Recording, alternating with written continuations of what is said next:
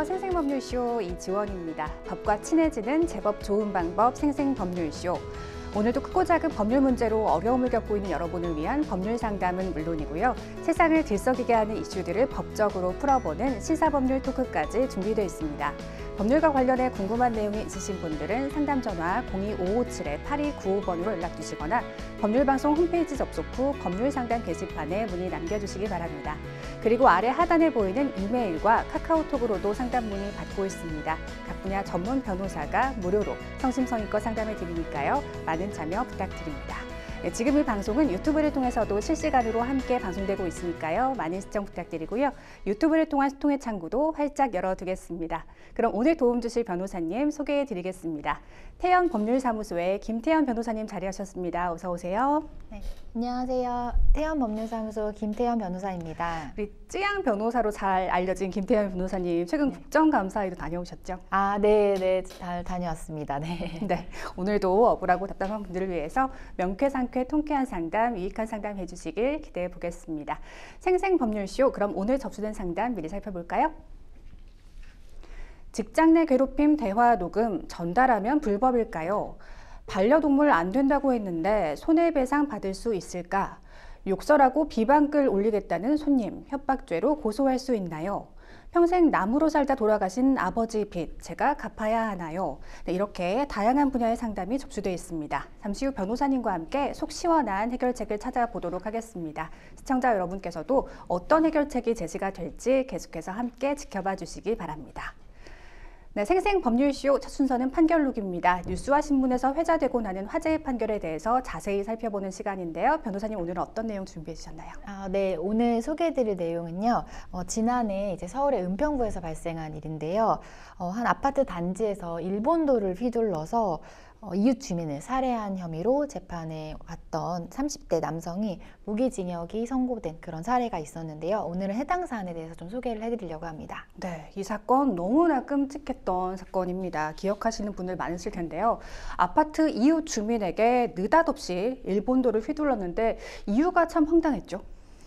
네, 이제 구체적으로 좀 말씀을 드리면요. 피고인은 2024년 7월 29일 오후 이제 11시 22분경 서울특별시 은평구 응암동의 한 아파트 정문 앞 길거리에서 아파트 주민인 K씨인 피해자의 얼굴과 어깨 등을 향해 길이 102cm의 장식용 일본도를 10여 차례 휘둘러 살해를 한 혐의로 기소가 되었는데요. 피해자는 이제 피고인을 피해서 경비실로 향했지만 피고인은 끝까지 따라가면서 공격을 했고요.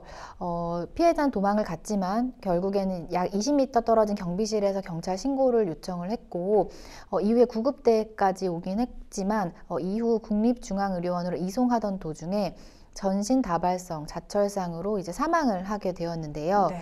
피고인은 범행 후 1시간여 뒤에 경찰에 이제 체포가 됐다고 합니다. 조사 결과 피고인은 재직 중이던 회사에서 퇴사한 이후에 이제 정치 경제 기사를 읽다가 2023년 한 10월경부터 중국 스파이가 한국에 전쟁을 일으키려 한다는 잘못된 생각에 빠져서 이 사건 범행에 이르렀다고 합니다.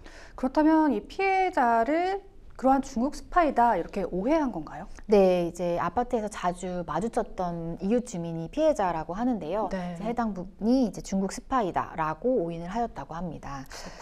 이제 좀 더 상세하게 말씀을 드리면요. 앞서 이제 그 피고인은 자신을 불법적으로 사찰하고 있다는 의심을 하고 있다가 한반도 전쟁을 일으키고 국가를 팔아넘기려는 세력의 프로젝트가 이제 가공되고 있다라는 생각에 좀 사로잡히게 됐고요.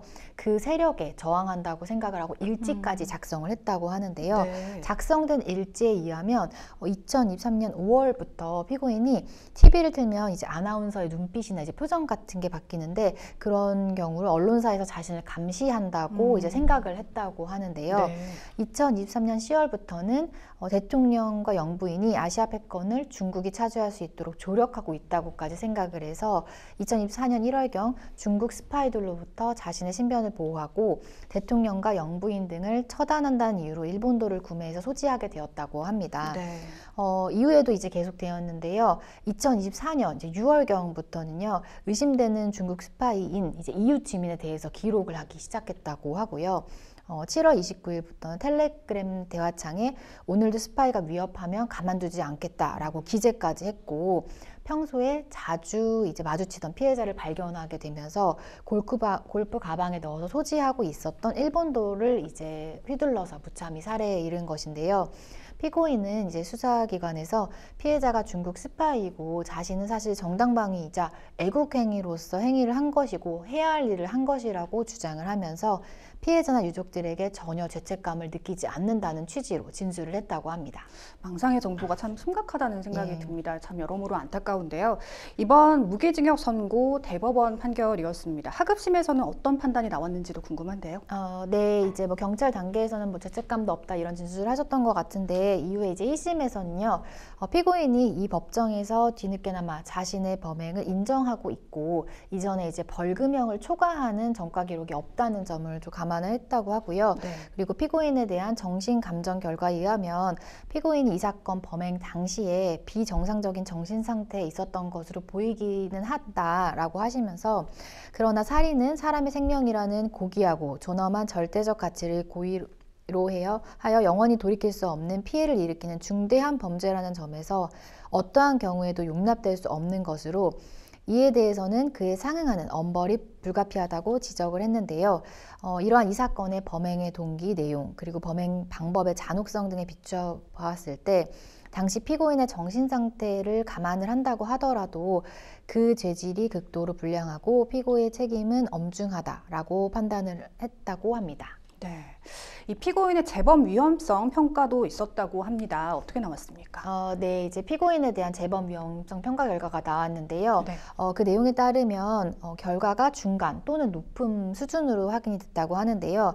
피고인은 현재까지도 정신과적 치료나 상담을 받고 있진 않았던 것으로 보이고, 피고인 수사 과정이나 이 법정에서 보인 태도에 비추어 볼 때 피고인이 자신이 정신 상태에 대한 진지하고 자발적인 치료 의사가 있는지가 좀 의심스럽다라고 판시를 하면서 피고인의 치료나 재범 방지를 위해 조력할 사회적 유대 관계도 충분해 보이지 않는다라면서 무기징역 선고 이유를 밝혔습니다. 네.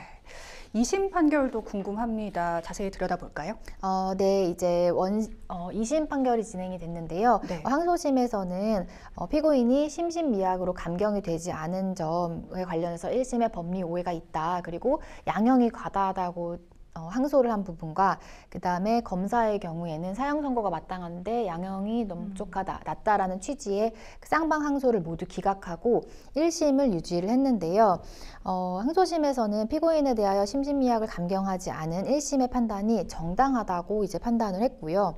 피고인이 한두 차례 모친에게 환청이 들린다라는 취지의 말을 하긴 했지만 피고인의 모친 역시 대수롭지 않게 여겼기 때문에 피고인에 대한 정신과적 치료를 하지 않았다라는 점을 참작을 했다고 하고요. 네. 피고인에 대해서 무기징역을 선고한 1심의 형이 재량의 합리적인 범위를 벗어나 너무 무겁거나 가벼워서 부당하다고 할 수 없다라고 판시를 하였습니다. 네.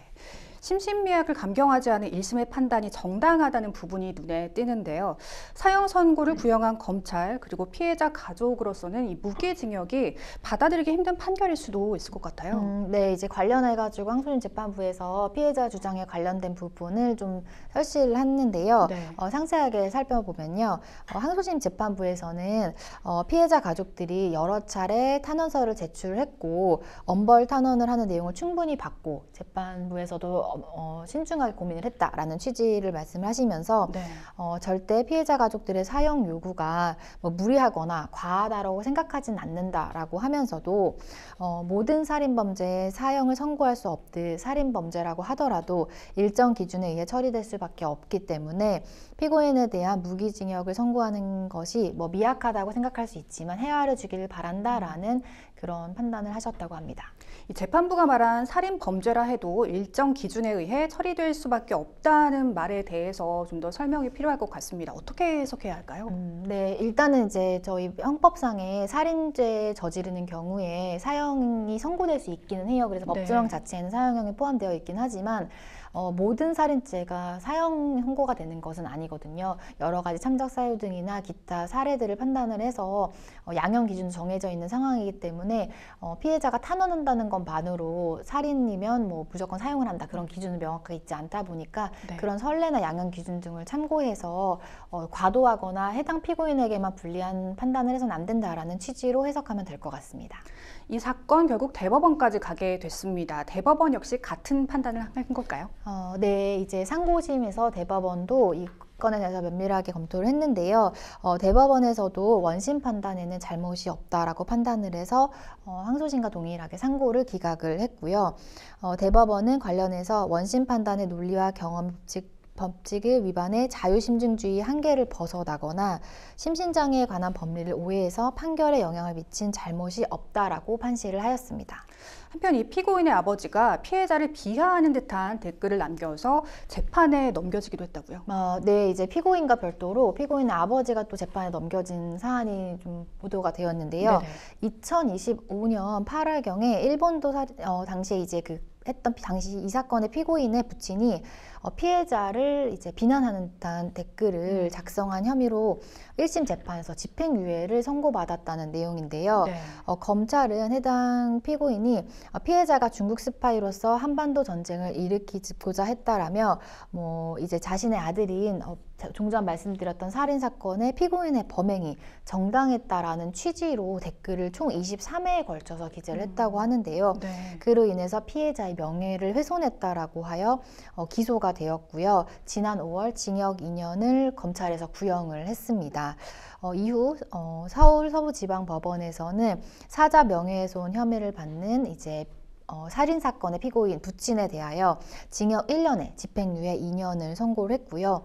집행유예 기간 동안에 피해자와 유족에 관련된 내용을 온라인에 게시하지 않는 것을 특별 준수사항으로 하는 보호관찰도 함께 내려졌습니다. 네, 관련해서 재판부는요, 피해자가 중국 스파이라는 등의 내용은 일반인들에게 그대로 받아들여질 가능성이 크지 않다라고 하면서 피해자의 사회적 인격적 평가가 실질적으로 저하될 위험성 사실 낮았다라고 하면서 양형 이유를 설명했는데요. 이날 집행유예 선고를 이제 지켜본 유족들은 주문 선고 전에 판사님 앞에서 이 범죄를 저지른 부자는 한 번도 우리한테 사과를 한 적이 없다라고 하면서 네. 집행유예 판결은 우리를 2번 울리는 것과 같다라고 하면서 분노의 감정을 좀 표출을 하였다고 합니다. 네. 한 개인의 망상으로 인해서 한 가족의 가장이 귀한 목숨을 잃었습니다. 사건은 대법원까지 갔고 피고인의 무기징역이 확정됐다는 소식 전해드렸습니다. 지금까지 판결록이었습니다. 여러분은 생생법률쇼와 함께하고 계십니다. 어렵고 복잡한 법률 문제로 고민하고 계신가요? 그렇다면 생생법률쇼가 도와드리겠습니다. 생생법률쇼에선 민사, 형사, 가사 등 각 분야 전문 변호사들이 매년 800여 건의 법률 문제를 속 시원하게 해결해 드리고 있는데요. 그럼 무료로 법률 상담을 받을 수 있는 3가지 방법, 지금부터 소개합니다. 첫째, 02-557-8295번으로 전화해 법률 상담 신청을 한다. 둘째, 법률방송 홈페이지에 접속해 법률 상담 게시판에 사연을 올린다. 셋째, 지금 화면에 나오고 있는 이메일 주소로 사연과 연락처를 보낸다. 속 시원한 법률 상담 프로그램 생생법률쇼. 지금 바로 상담 신청하세요.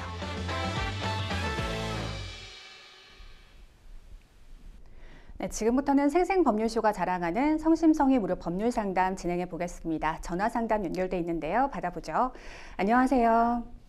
안녕하세요. 네, 어떤 점이 궁금해서 연락 주셨나요? 저는 현재 교대 근무가 있는 회사에서 일하고 있는데요. 네. 얼마 전에 한 달 정도 됐나? 네. 그 선배가 이제 육아일직을 마치고 복직을 했어요. 네. 근데 이제 돌아온 지 얼마 안 되었으니까 이제 적응 중이라서 이제 후배들이 도와줘야 되는데, 네.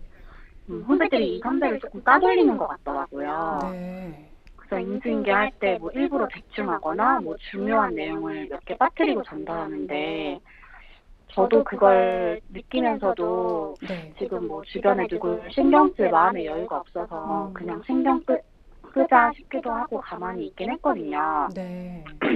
근데 그렇게 선배가 지속적으로 곤란한 상황을 겪는 걸 보니까 저도 좀 괴롭더라고요. 네네. 저도 이제 곧 육아휴직을 앞두고 있어서 나중에 복직하면 나도 저렇게 당하지 않을까라는 걱정이 되기도 하고, 네. 아무튼 그러다가 며칠 전에 후배들이랑 간식을 먹으면서 이야기를 하는데, 또 그 선배 욕을 하면서 뭐 너무 일을 느리게 한다, 뭐 오늘 인수인계할 때 팀장님이 꼭 하라고 한 거 말해주지 말자, 네. 뭐 그런 식의 대화를 하길래 제가 그 순간부터는 아무 말도 안 하고 이제 카톡을 하는 척 하면서 몰래 음성 녹음을 했어요. 네네. 근데 그 다음 날에 이제 중요한 걸 이제 빼먹고 인수인계를 해서 네. 그 선배가 팀장님께 좀 심하게 혼났다고 하더라고요. 네네. 직장 내 괴롭힘인 거 이제 같은데 제가 가진 이 녹음 파일을 뭐 선배나 팀장님께 전달을 하고 싶은데 혹시 불법 녹음으로 뭐 처벌받게 되는 건 아닌지, 아니면 저도 처음에는 어쨌든 방관을 했으니까 네. 방관자로서 엮이는 건 아닌지 좀 걱정되기도 하고, 이게 동료들한테 알려지면 제가 역으로 또 괴롭힘을 당할까 무섭기도 하고, 어떻게 하는 게 좀 법적으로 도움이 될까, 뭐 녹음 파일을 지우는 게 낫는 건지 아니면 어떤 방식으로 알리는 게 좋은 건지 좀 궁금해서 상담 신청을 하게 됐어요. 알겠습니다. 사실 동료가 괴롭힘을 당해도 내 일 아니라고 생각해서 외면하시는 분들이 많은데 용기를 내주신 점은 감사드립니다. 사연은 잘 들었고요. 옆에 김태현 변호사님 나와 계십니다. 구체적인 상담 받아볼게요. 네. 네, 안녕하세요. 김태현 변호사고요. 네네. 네, 그 말씀 주신 내용을 일단 잘 들었고, 지금 그러면은 그 선배분에 대한 직장 내 괴롭힘 신고를 생각하고 계신 것 같으신데, 네네. 네, 관련해서 뭐 인수인계 하는 내용을 일부만 알려준다거나 하는 사실상의 따돌림과 같은 행동이 있었다는 거 말고, 뭐 네. 추가적으로 그 선배한테 어떤 가해 행위가 있었거나 그런 게 있었나요, 혹시? 뭐 앞에서 막 대놓고 네. 막 그렇게 행동을 하진 않는데 이제 업무 공유적으로 이제 거의 안 해준다고 보면 되거든요. 그러면은 지금 이 이야기를 들을 수 있는 그 팀 구성원 숫자가 딱 정해져 있는데 그 선배만 딱 한 명만 제외하고 나머지가 다 같이 대화를 하는 그런 상황이신 거예요? 네네. 아, 그럼 뭐 특별한 이유가 있을 것 같은데 어떤 부분 때문에 그러시는 거예요? 저도 이제 확실하게 느끼는 거는 네. 잘 모르겠는데 네. 약간 좀 육아휴직이 쉽지 않은 직장이다 보니까 네. 좀 육아휴직을 쓰고 돌아온 게 조금 약간 얄미워서 좀 그렇게 느껴지는 것 같거든요. 아, 그런 부분 때문에. 네. 그러면은 지금 만약에 이게 직장 내 괴롭힘 신고나 이런 식으로 도움을 간다고 하면, 네네. 입증을 해줄 분은 지금 상담자분밖에 없으신 거죠? 네, 맞아요. 그 녹음은 한 번만 하신 거세요? 네, 일단은 한 번만 돼야 할 것 같아요. 근데 이런 일이 뭐 횟수로 얼마나 있었던 거예요? 여태 횟수로 한 뭐 세네 번? 세네 번 정도? 네. 아, 세네 번 정도. 일단은 제가 봤을 때 직장 내 괴롭힘이라는 게 사실 입증하는 게 되게 쉽지는 않거든요. 통상적으로 네네. 내 입증이 가능한 거는 예를 들면 뭐 직접적으로 폭력을 가한다거나 사람들 앞에서 네. 욕을 한다거나 그러면 보는 사람도 많고 네. 이제 녹음하면은 명확하니까 되게 명확한데 지금 말씀하신 따돌림의 류는 직장 내 괴롭힘 중에서도 좀 입증하기 어려운 류의 행동이긴 하거든요. 네, 왜냐하면 이게 만약에 조사를 하게 되더라도 그런 네. 게 아니었다. 그냥 그 사람이 참여를 안 했다라던가 그런 네. 식으로 핑계를 댈 수가 있고 만약에 녹음이 이제 일회성이다 보니까 1회면 그때만 그냥 장난으로 말한 거였던 거고 그런 적 없다라고 한다거나 이제 좀 빠져나갈 수 있는 일들이 많다 보니까 이건 정도의 문제이긴 해요. 다만 근데 이제 이런 게 녹음이 뭐 10개 이상 가지고 있으시다거나 뭐 도와줄 사람들이 되게 많다거나 혹은 뭐 선배가 이거 말고도 예를 들면 뭐 다른 류의 어떤 직장 내 괴롭힘의 행동이라고 느껴질 수 있는 그런 게 있었다라고 하면 이제 직장 내 괴롭힘 신고를 했을 때 인정이 될 가능성이 높아질 텐데 지금은 사실 수위가 그 네네. 정도가 이제 아주 입증이 충분한 정도거나 많다라고 할 수는 없을 것 같아요. 네네. 네네. 다만 이제 뭐 어쨌든 이거 1회 녹음을 하신 거지만 적극적으로 도와주시고 이런 게 반복적으로 있었다라는 걸 입증을 한다고 하면 직장 내 괴롭힘이 인정될 여지는 있다고 생각이 들어요. 근데 이제 네네. 이 정도나 시간이 중요한 것이 직장 내 괴롭힘 신고를 하게 되면 이제 회사 내부에서 조사를 해서 징계 여지가 있으면 징계위원회를 열어서 징계를 하는 절차가 되는 건데 수위가 되게 낮으면 그냥 구두 경고 이런 게 될 수도 있기 때문에 그래서 이게 입증도 쉽지 않고 정도도 되게 적은 거다 보니까 자료를 많이 더 추가를 하시면 좋을 것 같다 생각은 좀 들기는 해요. 네네. 네, 그래서 지금 뭐 그 선배한테 전달을 해서 전달한다거나 혹은 이거를 대신해서 뭐 신고를 해서 사내에서 조사가 되게 한다는 것 자체는 괜찮으실 것 같고 네. 다만 직장 내 괴롭힘으로 명확하게 인정이 돼서 원하시는 징계가 나올지에 대한 거는 조금 확실한 정도는 아니다라고 생각이 좀 들거든요. 네, 그래서 가급적이면 신고는 조금 더 자료를 보강을 하고 하시면 좋을 것 같다 생각은 들고 한 번의 녹음은 좀 횟수가 적거든요. 이제 그쪽에서는 아 이거 장난이었다라고 할 수도 있기 때문에 네. 반복성을 좀 하셔야 될 것 같고 그리고 그 행위들이 몇 월 며칠 몇 시에 어떤 상황에서 이루어졌는지 구체적인 진술이 좀 필요한 게 숫자가 지금 많다 보니까 상대 쪽이 더 많다 보니까 조사를 했을 때 다 같이 입을 맞춰가지고 우린 그런 적 없다라고 완전히 거짓말을 하는 경우도 좀 흔하게 있거든요. 그래서 이게 수적으로 지금 약간 불리한 상황이시니까 적극적으로 도와주신다고 하더라도 좀 불리함이 있을 수 있다 생각이 들어서 그런 부분을 고려해서 증거를 보강을 하시면 좋을 것 같고 네네. 그리고 이제 녹음 관련된 거는 그 대화를 하시는 당사자로 대화를 참여해서 하시다가 녹음을 하신 거기 때문에 이거는 뭐 통신비밀보호법 위반은 되지는 않을 거라 그 녹음 자체를 사용하시는 거는 괜찮으시고 뭐 그거를 선배한테 도움을 위해서 전달하시는 것도 괜찮으실 것 같아요. 그럼 뭐 만약에 그 선배가 뭐 여러 동료들이 있는 앞에서 뭐 욕을 먹었다던가 이런 식으로 그런 녹음 증거 자료가 있으면은 이제 모욕죄 같은 게 성립이 될 수 있나요?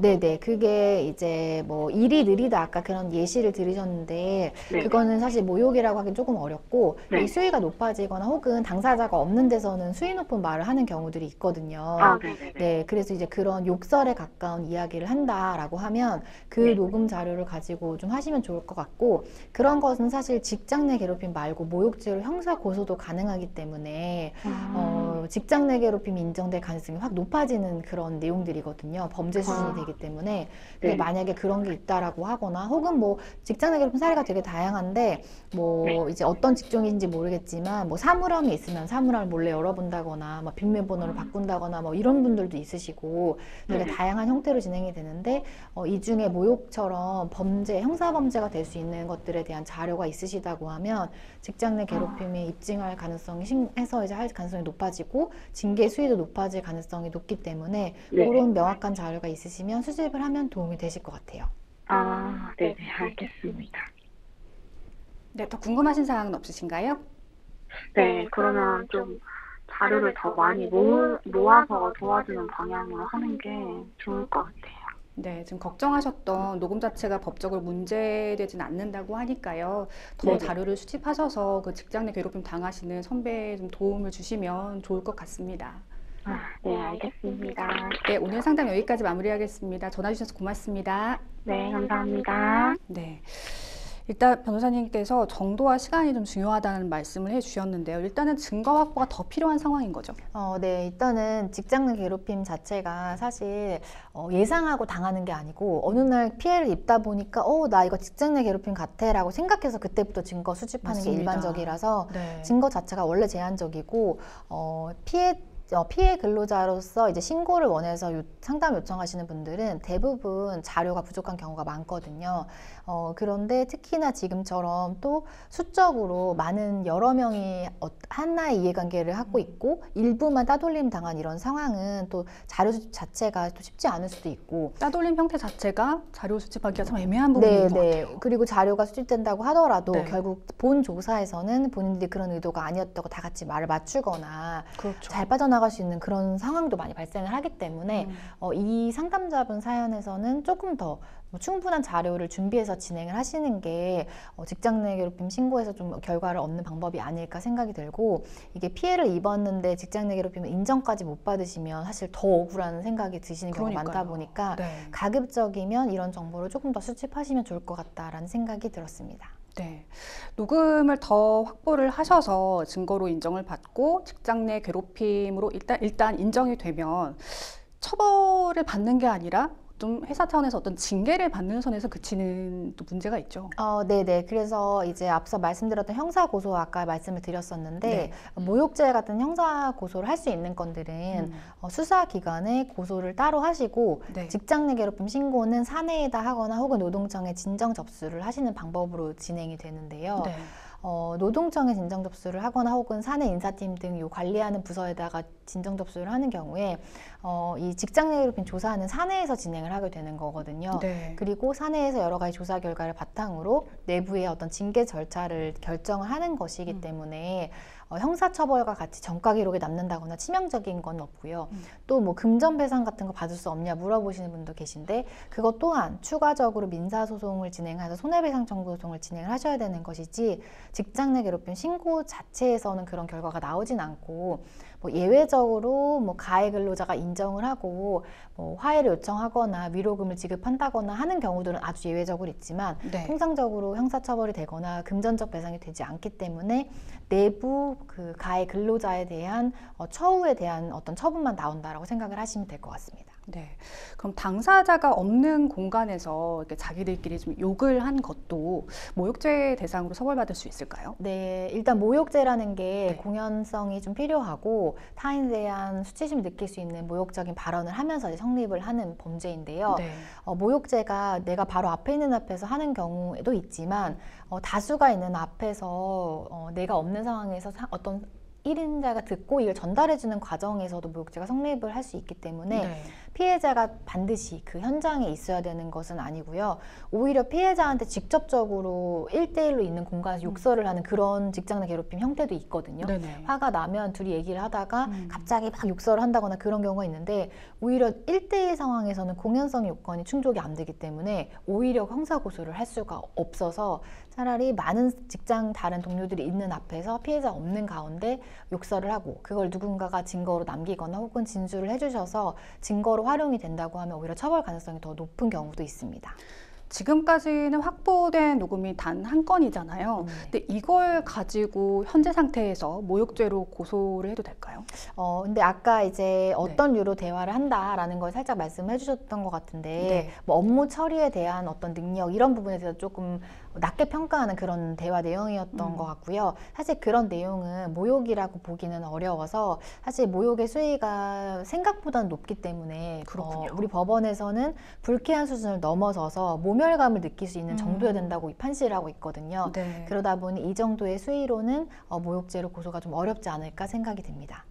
또 뭔가 비하하거나 모멸감을 느낄 수준의 발언이 한 번이라도 있다면 사실은 좀 직장 내 괴롭힘으로 좀 인정받기보다 좀 신속하고 확실한 대처를 위해서 모욕죄로 형사 고소를 하는 게 빠를 수도 있겠다는 생각이 들거든요. 네, 일단 형사 고소 진행을 하면 수사기관에서 처벌적으로 뭐 기소 의견 송치만 되어도 어쨌든 회사는 법률기관이 아니고 어쨌든 그냥 사기업이기 때문에 기업 내 판단이 어느 정도 구속될 수밖에 없는 부분이 있거든요. 그래서 형사적으로는 모욕죄가 인정돼서 처벌되는 상황인데 사내에서는 이거는 직장 내 괴롭힘이 아니다라고 판단할 가능성이 굉장히 낮기 때문에 형사 고소를 병행하시는 거를 추천드리는 경우가 많습니다. 함께 가면은 더 확실하게 인정을 받을 수 있겠네요. 지금 상담자분께서 그 괴롭힘을 당하고 있는 그 동료 선배에게 이 상황을 전달을 하고 함께 증거를 수집하는 것도 방법이 될 수 있겠네요. 네, 아무래도 피해 근로자 한 분은 지금 정보도 없으신 것 같고 누군가 도움 필요한 경우가 많아서 두 분이 같이 좀 도움 받으신다고 하면 피해자 포함해서 증인이 2명인 셈이기 때문에 수적으로도 조금 더 유리할 수 있을 것 같습니다. 변호사님께서 좀 세세하게 설명을 해주신 것 같은데요. 상담자분 위해서 다시 한번 정리해 주시죠. 네, 우선은 직장 내 괴롭힘 농담에 해당한다고 보여지기는 하지만 어쨌든 증거의 부분이 있고 가해 근로자 쪽에서는 이것이 아니라고 부인할 가능성도 높기 때문에 가급적이면 증거를 더 수집하셔가지고 좀 준비하신 후에 신고 절차를 하시는 거를 추천을 드리고요. 녹음된 파일을 전달하거나 사용하시는 것 자체는 통신비밀보호법 위반이 아니기 때문에 사용을 하셔도 괜찮을 것 같습니다. 네. 어쩌면 집보다도 더 많은 시간을 보내는 공간이 회사일 수 있는데요. 직장 내 괴롭힘은 인격살인과 비슷하다는 생각을 합니다. 외면하지 않고 용기를 내주신 상담자분께 다시 한번 감사하다는 말씀을 드리겠습니다. 여러분은 지금 생생법률쇼와 함께하고 계십니다. 어렵고 복잡한 법률 문제로 고민하고 계신가요? 그렇다면 생생법률쇼가 도와드리겠습니다. 생생법률쇼에선 민사, 형사, 가사 등 각 분야 전문 변호사들이 매년 800여 건의 법률 문제를 속 시원하게 해결해 드리고 있는데요. 그럼 무료로 법률 상담을 받을 수 있는 3가지 방법, 지금부터 소개합니다. 첫째, 02-557-8295번으로 전화해 법률 상담 신청을 한다. 둘째, 법률방송 홈페이지에 접속해 법률 상담 게시판에 사연을 올린다. 셋째, 지금 화면에 나오고 있는 이메일 주소로 사연과 연락처를 보낸다. 속 시원한 법률 상담 프로그램 생생법률쇼. 지금 바로 상담 신청하세요.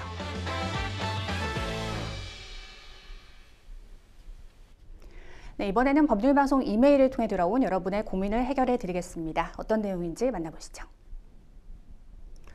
저는 오피스텔 원룸 한 채를 임대해주고 있습니다. 처음 계약할 때 반려동물은 절대 금지라는 조건을 명시했어요. 이전 세입자 때문에 소음과 냄새로 큰 피해를 본 적이 있어서였습니다. 세입자도 그 조건에 동의했고 계약서에도 분명히 기재했습니다. 그런데 1년 뒤 새로운 세입자를 받으려고 방을 보러 갔더니 강한 개냄새가 확 풍겼습니다. 벽지도 군데군데 긁힌 자국이 있었고 장판에도 소변 같은 누런 얼룩이 배어 있었습니다. 냉장고 및 방문 아래쪽에도 털이 잔뜩 붙어 있었는데 세입자는 반려견을 키운 적이 없다고 완강히 부인했습니다. 하지만 이웃에게 확인해 보니 밤마다 개 짖는 소리가 났다고 하더라고요. 분명 계약서에 반려동물 금지 조항이 있었고 그로 인한 벽지 손상과 냄새 제거 비용이 적지 않습니다. 새 세입자들도 냄새 때문에 입주를 꺼리고 있어요. 그래서 벽지 교체 비용과 냄새 제거 및 청소 비용을 지금 세입자에게 청구하려고 하는데요. 절대 키운 적 없다라며 버티고 있어서 이웃의 증언이나 흔적만으로 입증할 수 있는지 궁금합니다 하셨습니다. 네, 계약서에 반려동물 금지 조항이 있는데도 세입자가 개를 키운 정황이 있다면 이걸 계약 위반이라고 볼 수 있을까요? 네, 우선은 계약은 사적자치 원칙에 따라서 각 당사자가 동의한 내용을 보통 계약이라고 하는데요. 요즘에는 반려견을 워낙 많이 키우시다 보니까 이거에 대해서 임대인분이 금지하는 조항을 문구로 넣는 경우들이 꽤 있거든요. 근데 이제 이러한 경우에 본인이 동의를 하고 입주를 하였음에도 불구하고 이후에 반려동물을 키운 흔적이 있거나 그렇다 하면 계약 위반으로 볼 수 있을 것 같습니다. 네, 지금 임대인이 벽지 손상과 냄새 제거 비용 등을 이유로 현재 세입자에게 손해배상을 청구할 수 있는 겁니까? 네, 우선은 이제 계약의 의무를 미행한 걸로 인해서 임대인의 손해가 발생한 것을 입증하는 경우에는 이 손해배상을 청구를 할 수가 있는데요. 이 사연과 같이 벽지나 이제 뭐 냄새로 인한 피해가 있다거나 추가적인 세입자를 구하는데 어려움이 있다라고 하시면 그러한 손해를 입증을 하셔서 청구를 하실 수 있을 것 같습니다. 네. 근데 세입자가 끝까지 개를 키운 적 없다라고 부인할 수도 있을 것 같거든요. 그럼 개를 키웠다라고 입증할 책임은 임대인에게 있는 겁니까? 네, 이게 조금 그 임대 계약에서 입증하기가 좀 어려운 부분이기는 한데요. 아무래도 이게 공공장소가 아니다 보니까 임대인이 임차인 때문에 뭐 CCTV 거기 설치할 수도 없고 사생활의 문제도 있기 때문에 그런 거는 가능하지가 않기 때문에 이 부분은 사실상 임대인이 입증을 하셔야 되고요. 우리 법률상에서도 손해배상을 청구하는 그 원고 측에서 그 손해가 있고 그다음에 그 인과관계가 있고 상대방의 과실이 있다라는 점을 모두 입증을 해야 되기 때문에 입증 책임은 임대인 쪽에 있다고 볼 수 있을 것 같습니다. 네. 이웃이 밤마다 개 짖는 소리가 났다라고 진술을 했지만 사실 이것 또한 그 진술뿐이지 세입자 집에서 난 잔소리라고는 확인할 수는 없을 것 같긴 한데 뭐 개냄새나 털 등의 흔적이 법적 증거로 인정될 수 있을까요? 네, 이제 결국 이것을 재판부에서 판단할 때는 네. 세입자 입장에서는 안 키웠다라고 하니까 안 키웠는데 뭐 증거를 제출할 수 없다는 입장일 거고 네. 입증 책임은 임대인이 있다 보니까 임대인이 어떤 자료 제출을 해야 될 걸로 보이거든요. 그런데 이제 명확하게 그 현장 내에서 있었던 동물을 키우는 모습의 영상은 당연히 발견할 수가 없고 네. 제출할 수도 없는 거기 때문에 재판부 입장에서는 원고가 제출한 이런 간접적인 정황 증거를 통해서 원고 주장의 진위 여부를 가릴 수밖에 없거든요. 네. 그래서 뭐 이웃분의 진술이 이웃의 진술뿐이라고 하더라도 같이 데리고 다니는 걸 봤거나 집에서 나오는 걸 봤다고 하면 집에서 키웠다는 것에 대한 증거가 될 수 있기 때문에 그런 것들도 당연히 증거가 될 수 있고요. 뭐 냄새나 털 흔적 같은 것들이 있다라는 것도 그 직접적인 증거로 사용할 수 있다고 생각이 듭니다. 네. 어쨌든 소송까지 가면 상당한 비용과 시간이 소요가 될 텐데 소송이 부담스러울 경우에 임대인이 벽지 교체 비용이나 청소비를 보증금에서 제외하면 될까요? 네, 원래는 그 임대차 계약은 통상적으로 상계 조항을 삽입하는 게 일반적이긴 하거든요. 네. 그래서 문제가 생겼을 때 임대 목적물에 하자가 있었을 때 임차 안에 과실로 인한 걸로 추정이 되면 반환해야 되는 보증금에서 상계 처리를 하고 입금하는 경우가 많고, 다만 이에 대해서 나는 그런 적이 없는데 과하다라고 부당하다 생각하면은 그러한 경우에는 세입자, 임차인 쪽에서 부당이득 반환 청구 소송을 하시면 될 것 같습니다. 네. 앞으로 이런 일이 재발하지 않게 하려면 반려동물 금지 조항을 어떻게 더 명확히 작성해야 법적 효력이 높아질까요? 사실 뭐 이 사안 같은 경우엔 결국 입증 책임이 누구한테 있느냐의 문제가 가장 중요한 핵심이라고 보여지긴 하거든요. 네. 그런데 같이 거주하지도 않았던 임대인이 세입자인 임차인이 반려동물이 있었는지 없었는지에 대한 어떤 입증하는 거는 사실 되게 쉽지 않을 수가 있을 것 같고, 그러한 걸 생각을 했을 때 우선은 인도 상태 당시에가 반려동물의 흔적이 전혀 없는 깨끗한 상태였다라는 것을 좀 확인하는 문구가 계약서에 있어야 될 것 같고요. 네. 그리고 뭐 구체적으로 기재를 해서 벽지나 뭐 바닥이나 창문 등에서 반려동물 관련된 흔적이 만약에라도 발견되는 경우에 그 피해금을 산정해서 뭐 이 보증금에서 상계 처리를 한다라는 규정도 추가하면 좋을 것 같고요. 그리고 반려동물이 아니라 임대 이제 뭐 목적물 자체의 하자이다, 이것은 반려동물을 키워서 생긴 문제가 아니고 다른 이유 때문이다라고 하는 것은 임차인 세입자 쪽에서 입증하지 않은 한 반려동물을 키운 것으로 뭐 간주한다, 이런 조항들을 뭐 주체적으로 기재하는 것도 입증 책임을 완화할 수 있기 때문에 도움이 될 수 있을 것 같습니다. 뭔가 더 여러 상황들을 좀 구체적으로 기재를 하는 게 좋겠네요. 네. 이런 상황에 처한 임대인이 현명한 대처 방법 정리해 주실까요? 네, 일단은 지금 이 건으로 인해서 피해가 크신 것 같고, 임대인분이라고 하면 사실 이러한 상황을 반복적으로 다 뭐 마주칠 수도 있거든요. 요즘에 이제 뭐 반려견이나 뭐 반려묘를 키우시는 분들이 정말 많죠. 많고, 예, 네. 요즘 뭐 이런 시대다 보니까 이 한 분의 세입자가 이런 일을 발생시키는 게 아니고 다음 또 다음에도 계속적으로 발생할 수 있기 때문에 이런 부분은 계약서를 일단 수정을 하셔서 조금 더 유리하게 구체적으로 하시는 게 좋을 것 같다고 생각이 들고요. 네. 이 건과 관련해서는 좀 억울하다고 생각할 수 있고, 내가 이걸 왜 입증해서 배상을 청구해야 되나 생각할 수도 있는데, 방법은 사실 두 가지라고 보여지고요. 우선은 보증금이 있다라고 하시면 견적을 받으셔가지고 이 반려동물을 키운 걸로 인한 손해에 대한 부분을 견적서를 받으시고 보증금에서 상계 처리를 하고 공제하신 후에 자녀 보증금만 입금을 하신다고 하면 이에 대해서 정말로 억울하다 생각하는 임차인 쪽에서 소송을 할 가능성이 높기 때문에 그걸 기다렸다 대응하시는 것도 하나의 방법이고요. 네.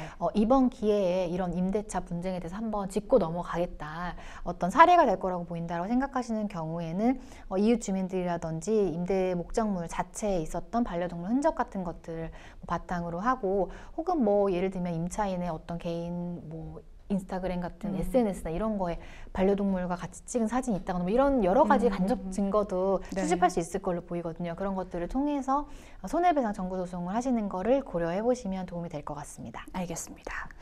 자, 계속해서 법률방송 이메일을 통해 들어온 여러분의 고민을 해결해 드리겠습니다. 어떤 내용인지 만나보시죠. 스마트 스토어에서 빈티지 제품을 판매하고 있습니다. 오래된 시계나 스탠드, 접시류 등의 제품인데요. 빈티지 제품이다 보니 낡은 것도 있고 녹슨 부분이 있는 제품들도 있습니다. 이 경우 제품 상세 페이지에 자세히 기록해두고 있습니다. 그러다 보니 빈티지에 대한 이해가 높은 분들이 주요 고객인데요. 얼마 전 1980년대 빈티지 라디오를 구매한 분이 갑자기 제품을 환불하겠다고 연락이 왔습니다. 저희는 주로 1대1 채팅으로 고객과 상담하는데요. 명시해둔 것처럼 변심에 의한 환불은 안 된다고 하자 갑자기 상담원에게 채팅으로 욕설하면서 우리 업체에 대한 엄청난 비난을 퍼부었습니다. 그러면서 저희 스마트 스토어 리뷰 게시판과 본인 SNS, 빈티지 카페 등에 저희 업체를 비판하는 글을 올리겠다고 하는데요. 이 경우 협박죄로 고소할 수 있을지 궁금합니다. 해당 고객을 상대했던 상담원도 계속해서 스트레스를 받고 있는데요. 모욕이나 명예훼손죄 성립도 가능할까요? 하셨습니다. 우선 고객이 리뷰 게시판과 SNS에 비판글을 올리겠다고 말한 경우에 협박죄에 해당할 수 있는지부터 짚어볼까요? 네, 이제 형법상의 협박죄라고 하는 것은 타인에게 해악을 고지해서 공포심을 유발하는 행위를 의미를 하는데요. 네. 그래서 이 건 또한 그 협박죄에 성립을 하려고 하면 그 정도의 문제가 이제 다툼이 될 것으로 보이는데요. 기본적으로 공포심을 유발할 정도에 해당이 되어야 협박죄가 성립을 할 텐데 관련된 유사 사례들에서는 네. 이런 뭐 게시판에 게시를 하겠다, 후기를 남기겠다라는 것을 정당한 권리 행사 범위를 넘어서서 공포심을 유발하는 정도라고 보지는 않는 경우가 많아서 협박죄의 성립 가능성은 높지는 않을 것 같습니다. 상담원에게 1대1로 욕설을 했다고 하는데요. 그럼 모욕죄나 명예훼손죄 가능성이 있을까요? 네, 일단은 앞선 다른 상담에서도 말씀드린 것처럼 명예훼손이나 모욕죄 같은 경우에는 공연성이라는 요건이 필요한데요. 네. 이 공연성이라는 것은 대화자들 사이에서 이 얘기를 들어서 본인이 나는 이런 사람이라는 모멸감을 느끼거나 명예훼손을 받아서 본인의 진짜 명예가 훼손되거나 모욕감을 느끼는 상황이 있어야 되기 때문에 1대1 대화상에서는 아무도 듣는 사람이 없기 때문에 이런 범죄가 아니라고 판단을 하고 있는 것인데요. 이 1대1 상담의 경우에는 조금 뭐 예외적일 수가 있을 것 같아요. 일단은 기본적으로 나만 사용하는 SNS고 네. 회사 업무를 사용하고 있지만 아무도 보지 않는 그런 거다. 혹은 1인 대표님이시다. 그러시면은 사실 범죄 성립 가능성은 없을 것 같고요. 다만 이제 뭐 여러 명의 직원들이 다 같이 보는 곳이고 이거 네. 누구나 볼 수 있는 거라 여기서 욕을 하면 나한테 욕을 한다는 점을 많은 사람들이 알 수 있다라고 한다고 하면 이 공연성 요건이 성립될 수 있기 때문에 네. 성립을 할 수도 있고 안 될 수도 있는 그런 두 가지 상황이 있을 것 같습니다. 네, 지금 사연으로 보아서 고객의 비난이 채팅 상담원에게 집중된 것 같습니다. 회사 차원에서 대신 고소를 진행할 수 있을까요? 네, 이게 또 피해자가 누구인가를 좀 다퉈봐야 되는 사안이기는 할 것 같은데요. 네. 지칭한 사람이 상담원 그 개인 한 명에 대한 지칭을 했다라고 하면 회사 차원에서 고발을 하실 수가 있으시고요. 만약에 지칭한 것이 직원이 아니고 이 회사를 이제 지칭을 한 것인데 그냥 단순히 대화한 상대방한테 욕을 한 거라고 하면 회사가 피해자로서 고소를 하실 수도 있을 것 같습니다. 네, 고객이 실제로 스마트 스토어 리뷰나 SNS 카페 등에 부정적인 글을 올렸다면 어떤 경우가 정당한 소비자의 후기이고 또 어떤 경우가 명예훼손으로 볼 수 있을지도 궁금합니다. 네, 이게 사실 우리 법원에서 뭐 기준은 이렇게 편지를 하고 있어요. 뭐 네. 소비자의 정당한 권리 행사라고 하더라도 그 정도나 목적, 수단, 방법 등이 사회 통념상 허용되는 수준인지 아닌지를 고려를 해서 범죄라고 하거나 혹은 정당한 후기라고 판단을 하고 있는데요. 사실 이 개념이 굉장히 모호하긴 하거든요. 그리고 글을 쓰시는 분들의 진심이나 본심은 정당한 후기라든지 공익성을 위한 것보다는 개인적인 불만 같은 거 표출하기 위한 사익적인 목적인 경우도 되게 많지만 글 자체는 굉장히 공익적으로 쓰는 경우들도 많거든요. 네네. 그래서 법원에서 판시하는 기준이 있지만 그 기준에 따라서 판단하는 사람마다 조금씩 결과가 다를 수 있고 어쨌든 기본적으로 정당한 권리 행사인지 아닌지 사회 통념상 용인된 수준인지 아닌지 등의 판단을 통해서 정당한 후기와 범죄로 나누고 있는 것 같습니다. 고객의 욕설이나 계속되는 환불 요구, 또 비방글 작성을 하겠다는 이 협박 등의 행위가 업무 방해죄로 성립될 가능성은 없을까요? 네, 이제 형법상 업무 방해죄는 위계 그리고 위력, 허위사실 유포라는 세 가지 태양 중에 하나에 해당이 되어야 되는데요. 이 건에서는 사실 이제 글로 불만을 표시한 거다 보니까 당장에 허위사실 유포와 같은 행위는 없을 것 같고 네. 속임수를 썼다거나 혹은 위력으로 찾아와서 방해한 건 없을 것 같아서 업무 방해가 직접적으로 적용되는 사안은 아닐 것 같고요. 다만 이러한 행위가 과도하게 지나쳐서 뭐 후기를 쓴다거나 없는 사실을 기재해서 이 업체에 대한 후기를 쓴다거나 뭐 해당 직원에 대한 허위사실 유포하는 경우에는 뭐 예외적으로 상습적으로 업무 방해가 성립할 수도 있을 것 같습니다. 상담자분이 이제부터 어떻게 대응하면 좋을지 짧게 부탁드리겠습니다. 네, 우선은 지금 상황에서는 뭐 범죄다라고 명확하게 보여지는 부분이 있지는 않지만 만약에 이게 많은 분들이 사용하는 SNS 채팅방에서 있었던 거다. 그래서 다른 직원들을 보기에도 너무나 부끄럽다라고 하시면 회사 차원의 요청을 하셔가지고 고발 조치를 진행하시는 것이 이런 관련된 상담 업무를 하시는 것에 좀 도움이 되실 것 같고요. 이런 일로 인해서 굉장히 상처를 받으시거나 뭐 트라우마 생기시는 분들 많기 때문에 그런 부분을 고려하셔서라도 만약에 채팅방이 공면하게 이제 많은 분들이 보시는 거라고 한다라고 하면 저는 가급적이면 고소를 고려해 보시는 걸 추천을 드릴 수 있을 것 같습니다. 그리고 이제 뭐 사전에 예방할 수 있는 방법이 되게 좋다고 하면 있다고 하면 좋겠지만 이런 부분은 사실 안내 문구를 하는 것밖에는 없거든요. 네. 통상적으로 해서 전화를 많이 받는 업종에서는 우리 상담원은 너무 소중한 직원이다라고 하면서 그런 무례한 말을 하지 말아달라고 보통 고지를 하고 뭐 녹음을 한다고 고지하는 경우들도 있는데 네. 뭐 그런 식으로 이 채팅방은 모두가 보는 공간이라는 것을 밝히고 이렇게 말을 했을 때 처벌될 수 있다는 걸 알리는 것도 괜찮은 방법일 것 같습니다. 알겠습니다. 자, 계속해서 마지막 사연 만나보시죠. 1년여 전 홀로 지내던 아버지가 세상을 떠나셨습니다. 자식된 도리는 해야겠기에 아버지의 마지막을 챙겨드렸습니다. 사실 아버지는 제가 초등학교 때 집을 나가셨습니다. 아버지는 술에 취하면 늘 어머니를 때리고 가부장적인 사고방식으로 늘 어머니를 무시하고 힘들게 했습니다. 어린 나이였는데도 아버지가 집을 나가서 다행이라 생각할 정도였습니다. 그 후로 어머니 홀로 저를 힘들게 키우셨죠. 그런데 아버지가 돌아가시고 먼 친척으로부터 그동안 어떻게 살아오셨는지 듣게 됐습니다. 함께 살던 여자와는 오래전 헤어졌고 변두리 작은 집에서 월세를 얻어 지내셨는데 심장마비로 갑자기 돌아가셨다고 하더군요. 그렇게 아버지 장례를 치르고 1년쯤 지났을 때 법원에서 승계 집행문 등본이라는 서류가 도착했습니다. 내용을 보니 아버지가 생전에 지인에게 돈 5천만 원을 빌렸다가 갚지 못해 대여금 판결을 받았고 사망했기 때문에 상속인인 저의 재산에 강제 집행을 하겠다는 겁니다. 장례는 치러드렸지만 이제와 빚을 갚아야 한다니 너무 당황스러운데요. 평생 남처럼 살던 아버지의 빚까지 제가 갚아야 하는 게 맞는 건가요? 하셨습니다. 몰랐던 부모의 빚을 갚아야 한다고 하면 참 당황스럽죠. 그래서 상속인이 피상속인의 채무 때문에 고통을 겪지 않도록 민법에서 만들어둔 제도가 있다고요.